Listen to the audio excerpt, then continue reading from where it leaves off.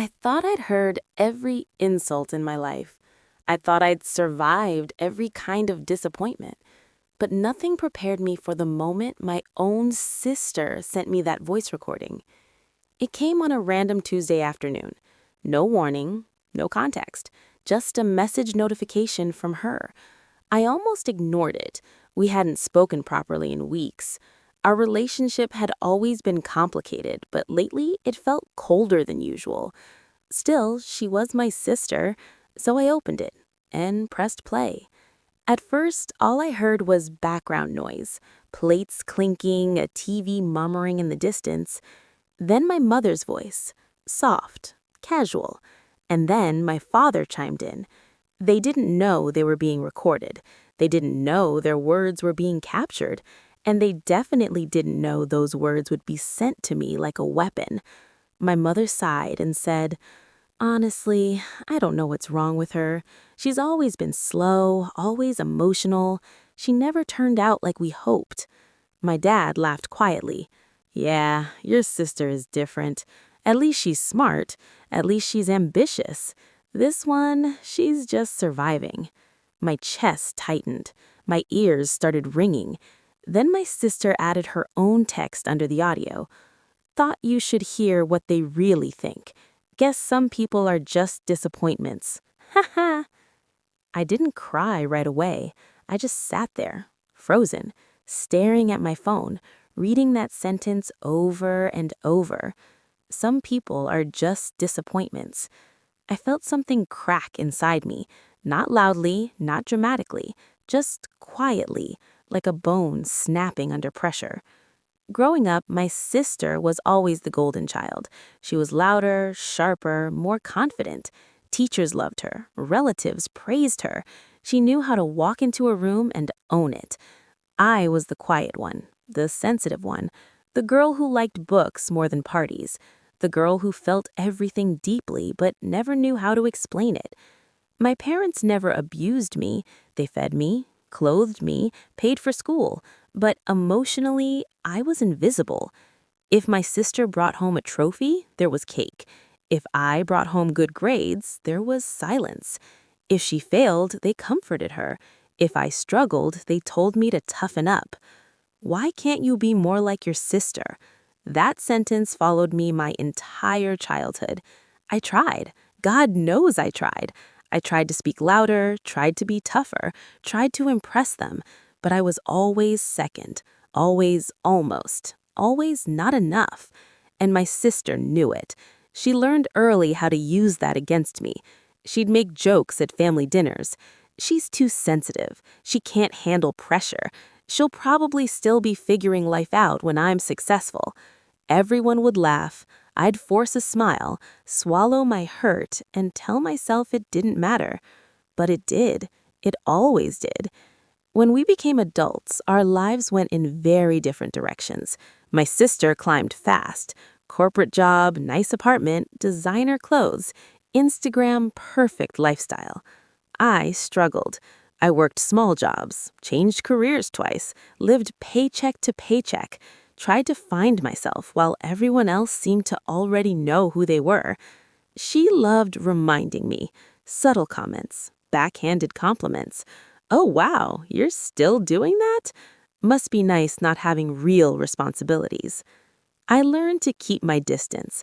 I stopped sharing my dreams, stopped telling her my plans. I just nodded and stayed quiet. Then came that recording. After I heard it, I locked myself in my room. I didn't scream, didn't throw anything. I sat on the floor with my back against the wall and listened to it again and again and again. Each time hurt more than the last. I replayed my mother's disappointed sigh, my father's dismissive laugh, my sister's mocking message. I felt small, worthless, like everything I'd feared about myself had finally been confirmed. That night, I couldn't sleep. I stared at the ceiling until sunrise.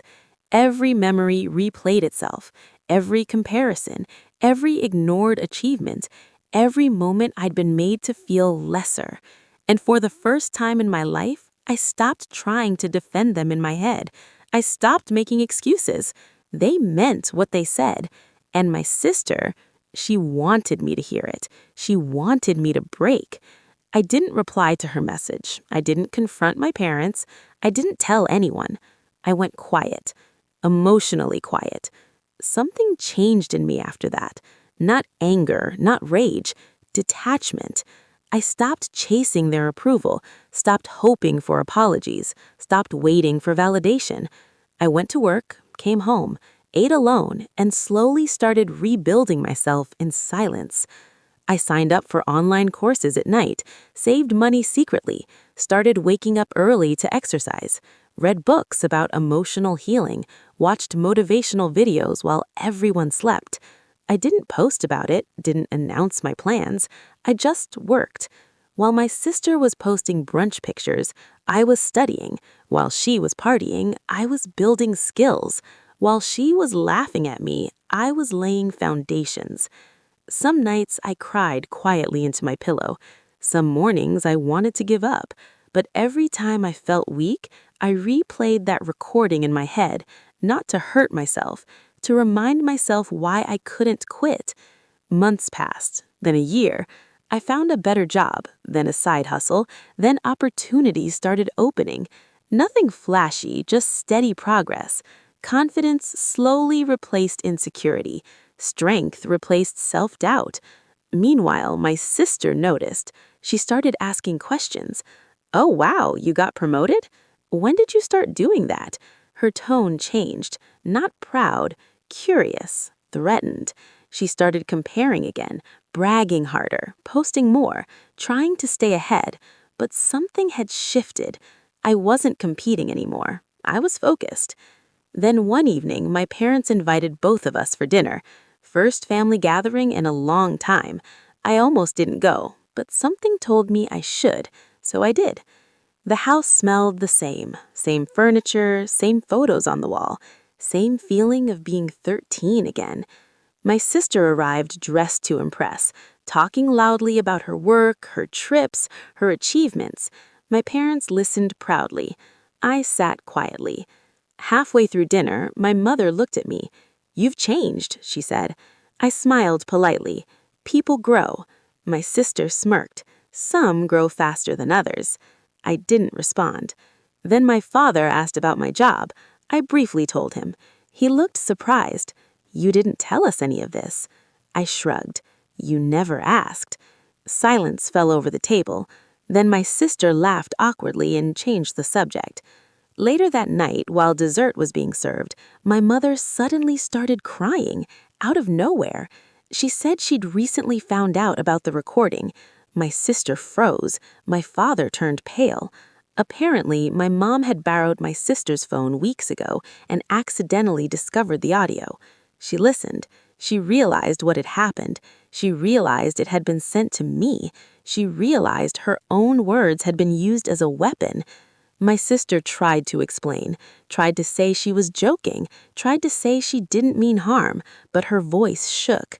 My mother looked at her with disappointment I'd never seen before. Then my father turned to me, tears in his eyes. "I'm so sorry," he said quietly. "I didn't know she sent that to you." I sat there, calmly. No tears, no shaking, just peace. "I heard what you said. You didn't have to apologize. It helped me." They stared at me. It showed me exactly where I stood, and that's when I stopped trying to earn love that was never freely given. My sister started crying. She said she felt left behind, that she was scared I was doing better, that she didn't mean to hurt me. I looked at her, really looked, and for the first time, I didn't feel inferior. I felt free. "You already hurt me," I said softly, "but you also pushed me." She didn't understand, so I continued. "That recording broke me. Then it rebuilt me. While you were laughing, I was changing my life." The room was silent. My parents apologized again, promised to do better. But I wasn't angry. I wasn't seeking revenge. Karma didn't need help. It arrived exactly when it was supposed to. I stood up to leave. Before walking out, I turned back and said the calmest words I've ever spoken.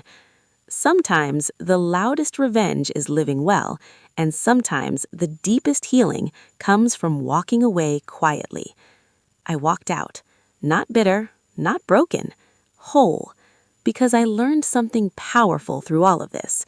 People may try to crush you, family may betray you, but silence, growth, and self-respect will always speak louder than revenge. And karma? Karma doesn't need help. It arrives exactly when it's supposed to.